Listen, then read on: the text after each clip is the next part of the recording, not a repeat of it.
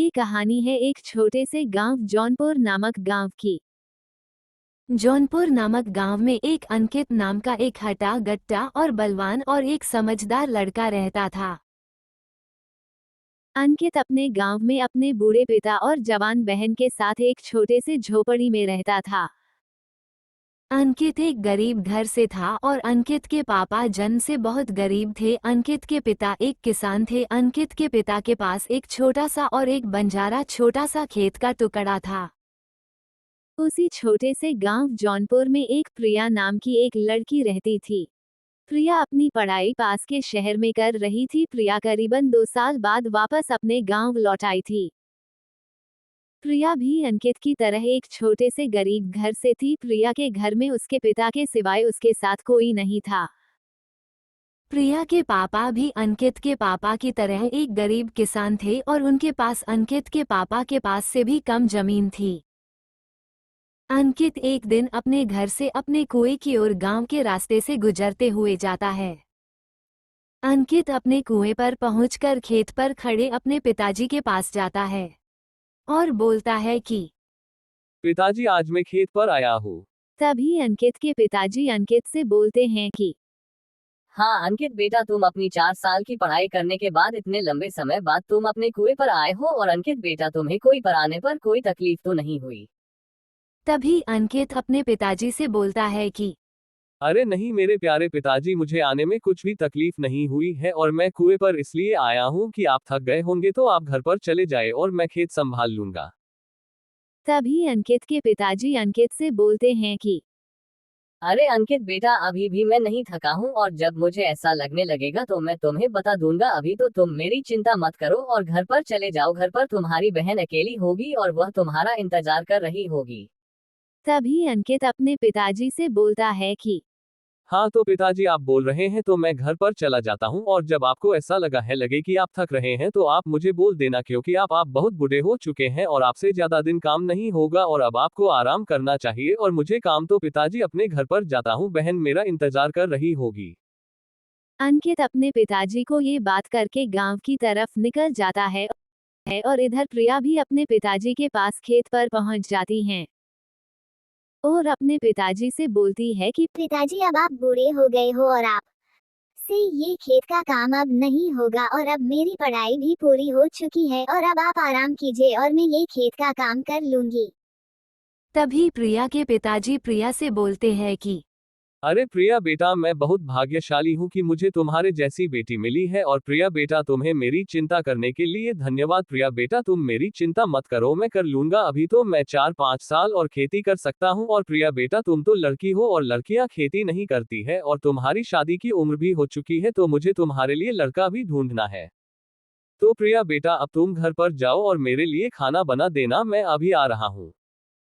प्रिया अपने पिताजी को हाँ करके खेत पर से कर क्यों निकल जाती है। प्रिया जब करके और जा ही रही थी तब उसे रास्ते में एक लड़का मिल जाता है। तब प्रिया को उससे प्यार हो जाता है और प्रिया उसे बोलता है कि रुको, कौन हो तुम और तुम्हारा नाम क्या है और कहाँ पर जा रहे हो। तभी वो लड़का बोलता है कि मेरा नाम अंकित है और मैं इसी गांव में रहता हूं और मैं एक गरीब परिवार से हूं और मेरे पिताजी जमीन के छोटे से टुकड़े पर खेती करते हैं और मैं 4 सालों से बाहर शहर में पढ़ाई कर रहा था और अब शहर से लौटा हूं और पिताजी को खेती में मदद करना चाहता हूं। और तुम कौन हो? तुम्हें भी मैं इस गांव में पहली बार देखा है। तभी वो लड़की बोलती है कि मैं भी इस गांव में रहती हूँ और मेरा नाम प्रिया है और मेरे पिताजी भी जमीन के छोटे से टुकड़े पर खेती करते हैं और मैं भी 2 सालों से बाहर पढ़ाई कर रही थी और मैं भी अपने पिताजी के खेती में हाथ बटाना चाहती हूँ और मेरे घर में मेरे पिताजी सिवाय मेरा कोई नहीं है और आज तुम्हें देखकर मुझे तुमसे प्यार हो गया है, तो तुम अपने पिताजी से शादी के बारे में बात करना और मैं भी अपने पिताजी से शादी के बारे में बात करूंगी। एक एकड़ दोनों वहां से चल पड़ते हैं। तभी अंकित अपने घर पहुंचकर अपने पिताजी और अपनी बहन से बोलता है कि पिताजी, जब मैं खेत पर से आ रहा था तब गांव के रास्ते पर मुझे एक लड़की मिली। वो लड़की मुझे बोल रही थी कि मैं इसी गांव में रहती हूं और मुझे तुमसे प्यार हो गया है और वो मुझसे शादी करना चाहती है। ये बात सुनकर अंकित की बहन और उसके पिताजी हाँ कर लेते हैं और इधर प्रिया भी अपने पिता से कहती है कि पिताजी, मुझे अपने ही गांव का एक अंकित नाम का लड़का पसंद आ गया है और जब मैं खेत से लौट रही थी तब मेरी मुलाकात रास्ते में से हुई थी और अंकित एक समझदार और पढ़ा लिखा लड़का है, वह मुझे बहुत पसंद है और वह भी अपने पिताजी से शादी के बारे में बात करेगा। नोबिता जी, आप आज के ऊपर बोल रहे थे कि मेरी शादी करने की उम्र हो गई है, तो अब मेरी शादी अंकित से कर दीजिए, वो मुझे बहुत पसंद है। तभी अंकित के पिता और उसकी बहन और प्रिया के पिता भी मंदिर में पहुंच जाते हैं और उनकी शादी कर देते हैं और अब उन दोनों का जीवन अच्छी तरह बीतने लगता है। ये कहानी है एक छोटी सी गांव लखनपुर नामक गांव की।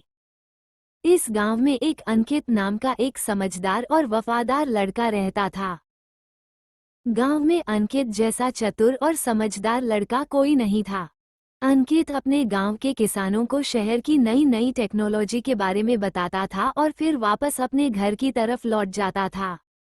अंकित अपनी 12वीं की परीक्षा को पूरा करके वापस अपने गांव की तरफ लौट आया। अंकित गांव आकर अपने पिताजी के दूध के व्यवसाय में उनके साथ लग गया। अंकित और अंकित के पापा अपने दूध शॉप पर बोलते हैं कि दूध ले लो भाई, एकदम गाढ़ा और ताज़ा दूध, आओ भाई आओ। अरे भाई, मुझे दूध दो ना, मैं कब से खड़ा हूँ। तभी अंकित बोलता है कि अरे हाँ भाई, रुको रुको, मैं अभी देता हूँ। फिर दूध बेचने के बाद अंकित के पापा अंकित से बोलते हैं कि अरे अंकित बेटा, तेरे शहर से आने के बाद हमें दूध के व्यवसाय में कई ज्यादा मुनाफा होने लगा है। हाँ पिताजी, अब हमें दूध के व्यवसाय में अधिक मुनाफा होने लगा है, क्यों ना पिताजी हम अपने व्यवसाय को बड़ा कर लेते हैं। फिर अंकित अपनी व्यवसाय को बड़ा कर देता है और एक बड़ी शॉप खोल लेता है। सुपर ग्राहकों को बुलाने के लिए बोलता है कि आओ भाई आओ, आपको मिलेगा अंकित की बड़ी शॉप पर एकदम ताज़ा और गाढ़ा दूध। आप दूध ले जाते ही बोलेंगे कि क्या दूध दिया, आओ भाई आओ। बड़ी शॉप खोलने पर अंकित को अब और अधिक ज्यादा मुनाफा होने लगा था। फिर एक दिन अंकित के मन में लालच आया कि अब मेरे पास बड़ी शॉप है और ऐसी शॉप गांव में किसी की नहीं है, और अब मैं ऐसी और शॉप खोल लूंगा जिससे कि मुझे और ज्यादा पैसा मिलेगा। अब मुझे एक नौकर रख लेना चाहिए। फिर अंकित अपनी शॉप से सारा दूध बेचकर शॉप को बंद करके गांव की तरफ नौकर को ढूंढने के लिए निकल जाता है। दूसरे गांव में जाते ही अंकित को एक किसान मिल जाता है। वो उससे बोलता है कि अरे भाई, मैं पास के गांव में रहता हूँ, मेरी गांव में एक बड़ी दूध की शॉप और मैं उस शॉप का मालिक हूँ। मैं अपने आसपास के गांव में भी शॉप खोलना चाहता हूँ और मुझे एक नौकर की जरूरत है। क्या तुम मेरी शॉप पर काम कर सकते हो क्या? तभी किसान बोलता है कि अरे सेठ जी, मैं तो एक किसान हूँ और मेरे पास काम करने के लिए एक खेत है जिससे मेरा और मेरे परिवार का गुजारा हो जाता है। तो सेठ जी, मैं आपकी शॉप पर काम नहीं कर सकता। आप गांव में जाओ, आपको कहीं ना कोई मिल ही जाएगा। ये कह के किसान वहां से अपने खेत की ओर निकल जाता है। तभी अंकित के पास एक आनंद नाम का लड़का आता और उससे अंकित बोलता है कि अरे भाई, क्या नाम है तुम्हारा और तुम क्या काम रेट करते हो? तभी आनंद बोलता है कि अरे भाई, मेरा नाम आनंद है और मैं गांव में काम ढूंढ रहा हूँ। और भाई, तुम क्या काम करते हो और यहाँ पर क्यों आए हो? तुम्हें इस गांव में और कभी नहीं देखा है। तभी अंकित बोलता है कि अरे मैं पास के ही गांव लखनपुर में रहता हूँ और वहां पर मेरी एक बड़ी दूध की शॉप है और मैं अपनी शॉप में काम करने के लिए एक नौकर को ढूंढ रहा हूँ। तुम मेरे शॉप पर काम कर सकते हो क्या? मैं तुम्हें अच्छा वेतन दूंगा। तभी आनंद हाँ कर देता है और अंकित और आनंद शॉप की ओर निकल पड़ते हैं। शॉप पर आने के बाद अंकित आनंद को शॉप के काम को समझने लगता है और आनंद को बोलता है कि आनंद, ये बहुत ही सरल काम है और तुम्हें दिन के 20 रुपए ही मिलेंगे। ये सिलसिला कई दिनों तक चलता रहा। एक दिन आनंद के मन में आया कि ये अंकित सेठ मुझे एक दिन के 20 रुपए ही देता है, यानी एक महीने के 600 रुपए, और अंकित सेठ महीने के 30-40 हजार रुपए कमाता है। अब मुझे अंकित सेठ को वेतन बढ़ाने को बोलना होगा।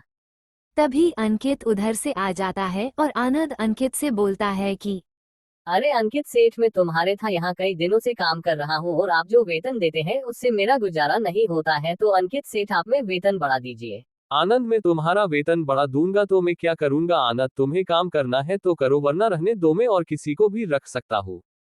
तभी अंकित बोलता रहता है और आनंद बिना बोले शॉप से निकल जाता है। एक दिन अंकित की शॉप पर एक आदमी आता है और बोलता है कि अरे सेठ जी, मुझे पहचानते हो क्या? तभी सेठ बोलता है कि अरे भाई मैं तुम्हें नहीं पहचानता हूँ। अरे सेठ जी, मैं वो हूँ जिसको आपने काम से निकाला था और आप उसे एक दिन के 20 रुपए ही देते थे, और सेठ जी आज मैं आपसे भी बड़ा बिजनेसमैन बन गया हूँ। तभी सेठ को शर्मिंदगी महसूस होती। इस कहानी से ये सीख मिलती है कि हमें खुद पर अहंकार नहीं करना चाहिए।